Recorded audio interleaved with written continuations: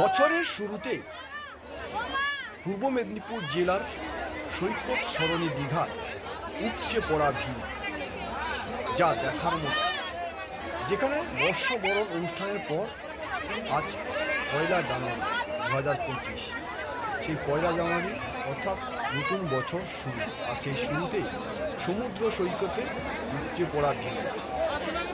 কেউ কেউ সমুদ্র স্নানে মেতে উঠেছে, আবার কোনো কোনো পর্যটক সমুদ্র তীরবর্তী এলাকায় যে সমস্ত ঝাউ বনগুলি রয়েছে সেই বনগুলিতেই পিকনিক মুডে একেবারে আমেজ উপভোগ করছেন হাজার হাজার আগত পর্যটকেরা।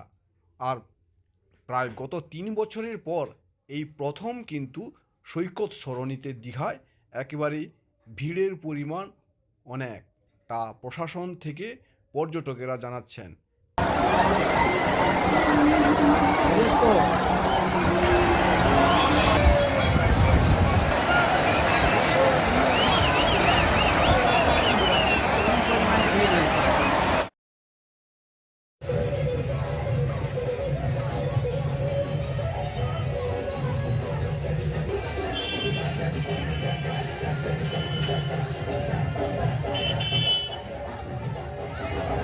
ঝাউ জঙ্গলগুলিতেও দখল করল পর্যটক।